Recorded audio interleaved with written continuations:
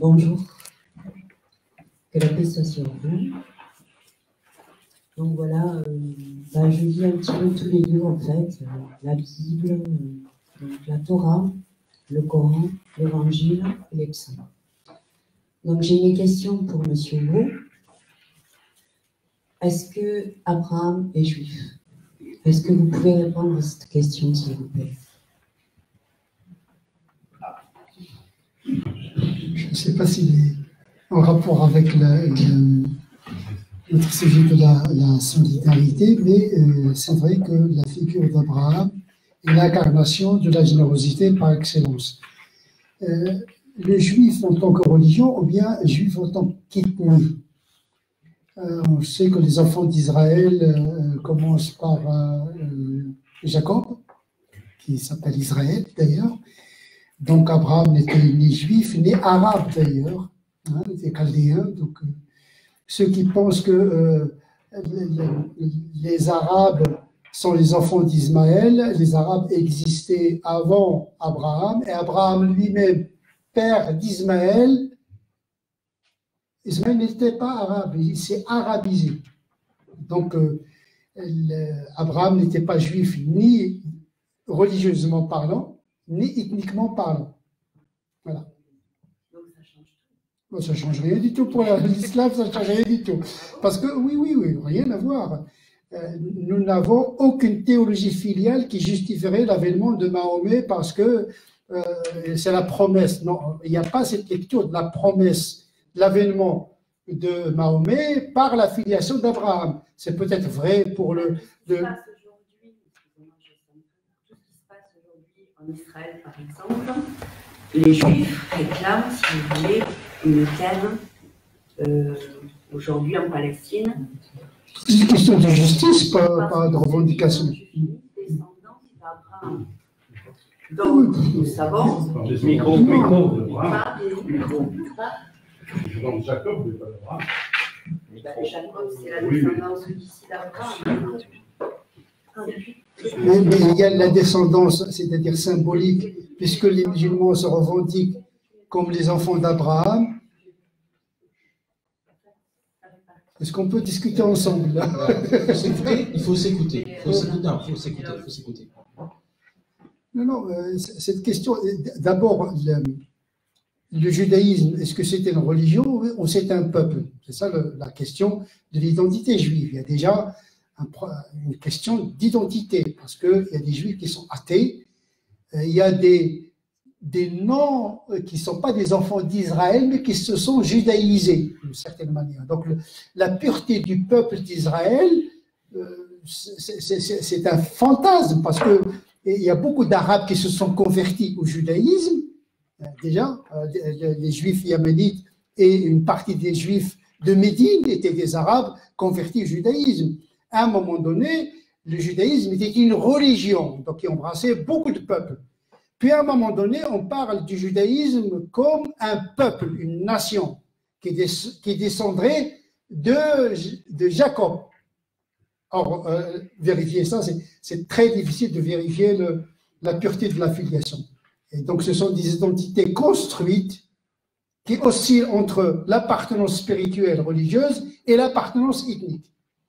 Et donc, la question de la promesse de la terre, les musulmans ne considèrent pas que c'est la terre qui est sainte, c'est l'homme qui est saint, c'est sa sainteté qui fait la sainteté de la terre. Donc, en vérité, le temple sacré, c'est le cœur de l'être humain.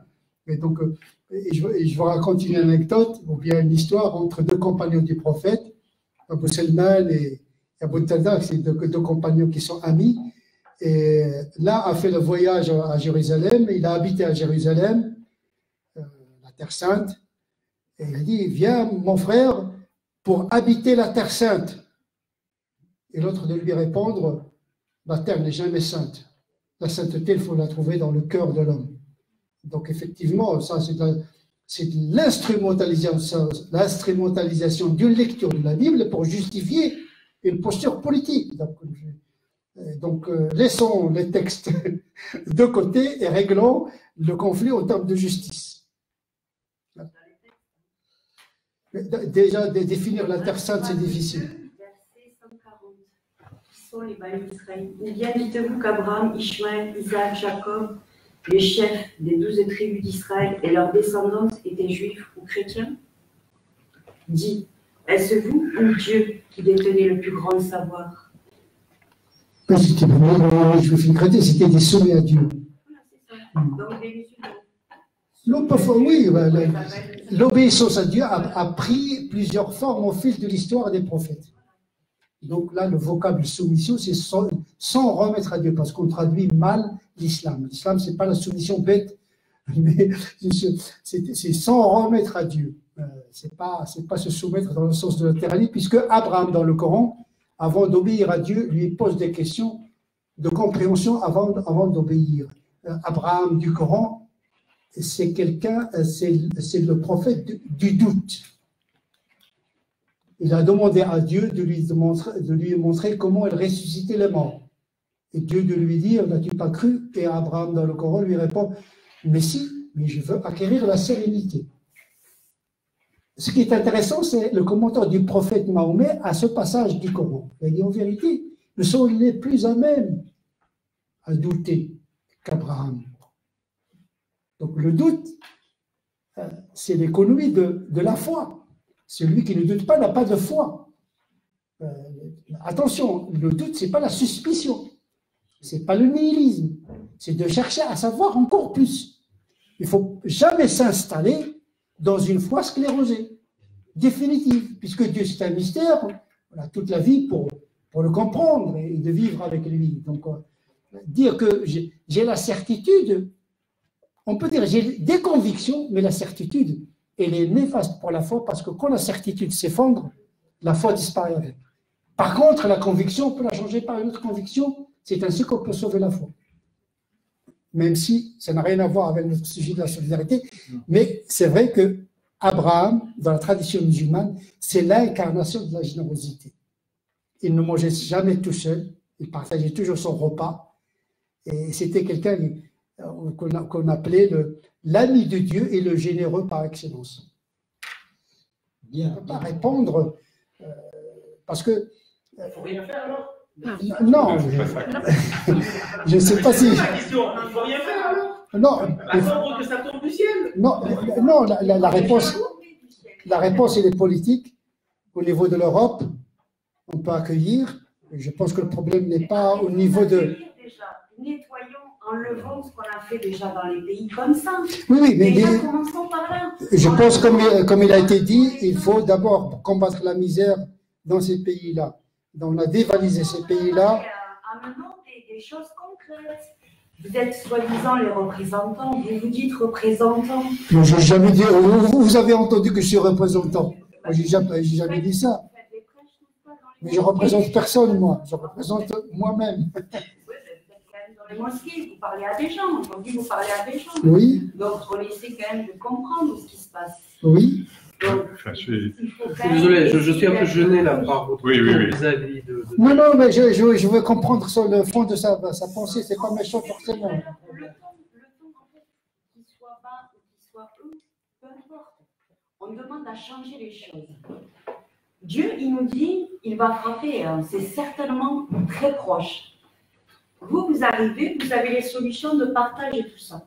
Reprenons du début.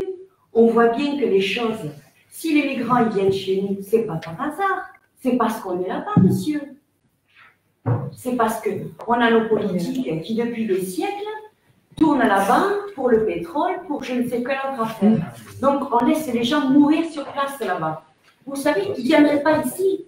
Si là-bas, c'était... Moi, j'ai vécu là-bas. J'ai vécu en Afrique, j'ai vécu un peu dans les pays comme ça. Moi, quand je vous entends parler, il faut donner le monde, il faut donner ceci, il faut donner cela. Mais déjà, commençons par couper les têtes. Voilà, madame. C'est pas le lieu pour parler de couper les têtes. Non, moi, je parle de solidarité, je parle d'amour du prochain, je parle de don, je parle pas de couper les têtes. C'est pas le sujet quand même. Hein. Regardez, on n'a pas coupé les têtes. Mais On n'a pas suivi. Attendez, s'il vous plaît, on n'est pas là pour couper les têtes. On est là. Oui, c'est vous qui avez utilisé cette expression, c'est pas moi. Mais c'est pas pour dire je vais couper couper la tête. Ah, ça, je sais pas, mais ça, vous savez, les mots, en levant ces personnes-là, en levant ces gens-là, pour que les choses. C'est politique, ça, c'est pas la religion. Les gens qui sont. Chère madame, qui se donnent des. Ce qu'a dit Tarek et ce que dit M. Oubrou est juste, c'est-à-dire qu'effectivement, dans le domaine du politique. Et moi, le biais de ma question n'était pas du tout de rentrer dans le domaine du politique, c'était de parler de notre communauté de Bordeaux, d'Ironde, et de dire, dans notre précaré, ce que nous connaissons un peu, nos municipalités, nos voisins, nos autres voisins. Oui, mais j'entends bien, mais je suis très attaché, comme beaucoup d'entre vous, à ce que je m'entende bien avec mon voisin, ce que je vive bien avec mon voisin, que je puisse partager un repas avec mon voisin, et que je puisse, alors ou pas, et la question c'est ou pas, parce qu'il y a peut-être plus de ou pas que de gens qui font. Donc ma question était posée, c'est-à-dire, pouvons-nous en faire ensemble pour que ça soit mieux fait, et qu'effectivement, peut-être à côté, et ça c'est un autre niveau de réflexion, il y ait des choses qui se partagent ailleurs avec des gens qui sont politiques. Mais dans tous les cas, vous avez un vote, chère madame, il peut s'exprimer un jour, exprimez-le. Mais dans tous les cas, je ne veux pas rentrer dans ce détail. On est souvent réduit à une goutte d'eau et du coup, vous vous sentez terriblement bête et misérable. Mais que faire? Que faire, docteur? Voilà, on fait ce qu'on peut et après, il reste l'espérance théologale. Deux questions, et après on va... Allez-y. Bonjour, en fait je voulais juste rajouter que les signes de Dieu sont partout. Et Dieu, il nous dit qu'il est, dans le Saint-Coran, Dieu il nous dit qu'il n'est pas de nature à changer l'état d'un peuple, tant que ce peuple ne change pas ce qu'il a en lui-même. Donc en fait, l'immigration, la pauvreté, tout ça, il faudrait peut-être se poser la question de pourquoi on en est arrivé là.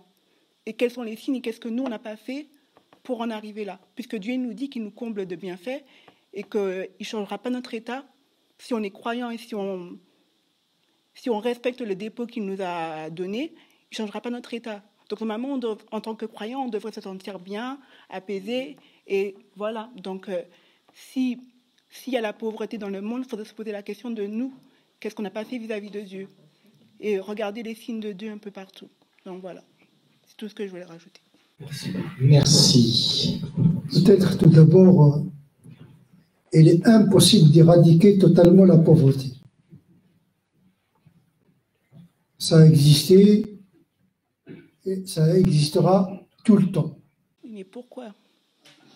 La question... Non, mais c'est ça, la question... Oui, mais laissez-moi terminer, parce que chaque fois que vous posez la question, vous me coupez, je n'arrive jamais à terminer mon raisonnement. Il faut de la patience pour comprendre un petit peu. Ce qui est à la portée de l'être humain qui veut faire le bien, c'est de réduire le mal, de le réduire, de le combattre. Et si vous avez bien lu le Coran, Dieu nous demande de combattre, pas de vaincre. De travailler, mais ne demande pas de réussir. Il n'y a pas d'obligation de résultat, mais il y a une obligation d'action. Mais l'action, elle doit être sincère et intelligente, et réaliste. C'est-à-dire, je peux changer toute l'histoire à partir de mon histoire. Change-toi toi-même, le monde changera. Voilà. Il n'y a pas le peuple en entier qui va changer, mais ce sont des individus d'abord qui doivent changer. Il faut changer de culture. Tout à l'heure, dans l'intervention, il a été évoqué la pauvreté structurelle. C'est-à-dire il y a des systèmes politiques, despotiques, où il n'y a pas de démocratie, où la pauvreté est entretenue par un régime politique. À un moment donné, dans l'Amérique latine, il y a eu la théologie de libération. Donc on a emprunté l'idéologie marxiste, la lutte des classes, pour prendre les armes contre l'État. Tout à l'heure, il a été dit qu'il faut couper les têtes.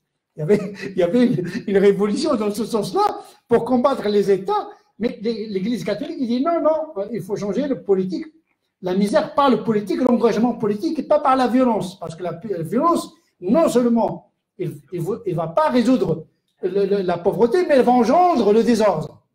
Elle va engendrer le désordre. C'est-à-dire une éthique conséquentialiste. C'est-à-dire, avant de faire l'acte, il faut calculer ses conséquences. Donc l'acte moral, il doit être également conséquentialiste. Pas opportuniste, mais il faut calculer les conséquences. Parce qu'on peut guérir un mal pour faire advenir un mal pire. Et ça, les mécanismes de changement sont redoutables. C'est-à-dire qu'il y a le côté économique, il y a le côté politique, il y a le côté l'ONU, parce que c'est l'affaire de l'ONU, l'affaire de l'Europe, l'affaire d'État, il y a l'affaire des religions, il y a l'affaire des organisations. Moi, tout à l'heure, je vous ai parlé que je suis de Secours islamique de France. Nous sommes présents en Afrique. Nous combattons la misère là-bas. Nous intervenons près des autorités politiques, au niveau politique, pour changer les lois, etc. Donc les organisations agissent sur les lois, agissent sur les pays. Il y a un lobbying positif qui se fait. Donc oui, sauf qu'ils ne sont pas visibles, tout simplement. Donc l'action, oui, nous sommes dans la parole, mais nous sommes également dans l'action.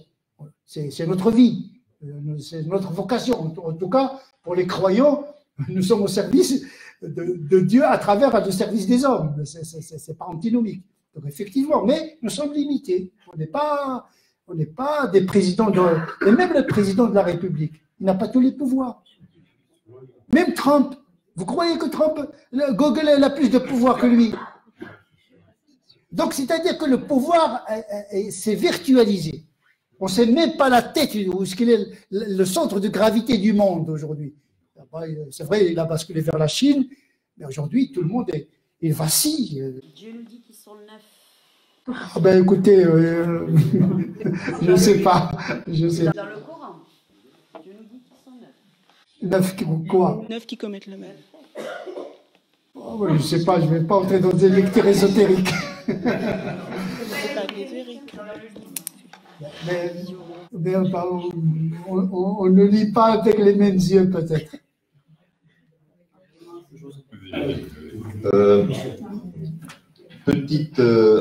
On va revenir sur le pratique et sur le bordelais.